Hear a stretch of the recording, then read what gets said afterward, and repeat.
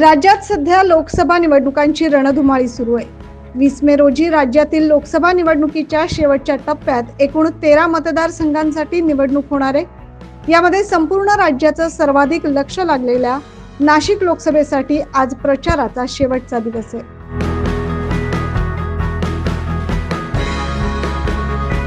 नाशिक लोकसभेसाठी अपक्ष उमेदवार म्हणून उभे असलेले शांतिगिरी महाराज हे सध्या प्रचारात आघाडीवर आहे। आज सकाळी नाशिक शहरातील गोदा काठावरील पाडवा पटांगण येथून प्रचार रॅली काढण्यात आली। यावेळी नाशिक लोकसभेचे अपक्ष उमेदवार शांतिगिरी महाराज यांनी अधिक माहिती दिली। आपल्याला ध्वज पाहायला मिळते, बोर्ड पाहायला मिळतील। हे सर्व कोणी रोजाचे नाहीत। आमचे सर्व या ठिकाणी मोठ्या जल्लोषाने नाराज येतात। आम्ही नाही रोजाचे, आम्ही फक्त बाबांचे आणि लढा राष्ट्रहिताचा आणि संकल्प शुद्ध राजकारणाचा। ही लढाई आमची राष्ट्रहितासाठी आहे, कोणाच्या वैयक्तिक स्वार्थासाठी नाही, पण शत्रुवैरी म्हणून। मागील अनेक दिवसापासून आपली मनधरणी केली जाते, त्याबद्दल काय सांगाल?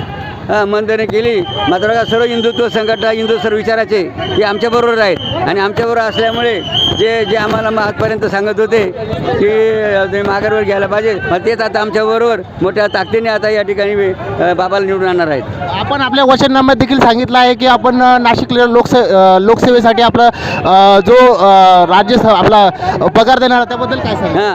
तर जोही या ठिकाणी खासदारचा पगार मिळतो तो पगार आम्ही जनता जनाच्या कामासाठी वापरणार आहेत।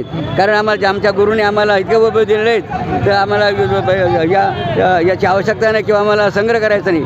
आमचा जनसामान्य आमचा उपदेश त्यांनी केलेला आहे की धन संचय करू नका, ते लोकांच्या कामासाठी वापरा। आपल्या समोर देखील प्रचंड ताकदीचे उमेदवार आहेत, त्याबद्दल काय सांगा? त्याचा आम्ही आमच्या मंडळींनी कोणाचाही इतराचा विचार केला नाहीत। आमच्या मंडळींनी फक्त हे पहिला मग विडा विचारला नाहीत। आम्ही कोणाला विरोधक मानित नाही, कोणी शत्रू मारित नाही। आमच्या मंडळींनी कोणता विचार केला तर लढायचं आणि जिंकायचं। नक्कीच आपल्याबरोबर स्वतः नाशिक लोकसभेचे उमेदवार अपक्ष उमेदवार शांतिगिरी महाराज होते।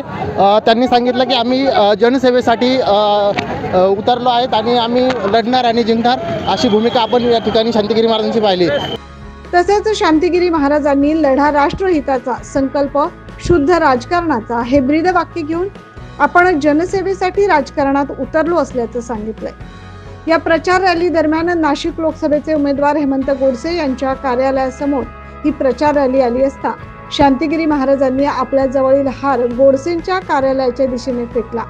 तसेच कार्यकर्त्यांनी तो हार समोर असलेल्या मोदींच्या फोटोला अर्पण करत शांतिगिरी महाराजांनी एक आगळा वेगळा संदेश दिला।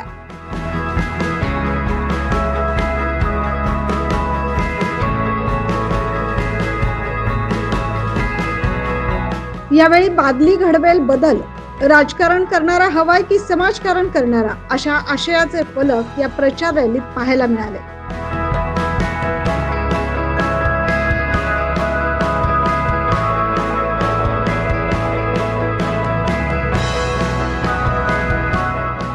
लढायचंय आणि जिंकायचंय, कोण म्हणतंय मक्तेदारी, आता फक्त शांतिगिरी, अशा प्रकारची जोरदार घोषणाबाजी यावेळी करण्यात आली।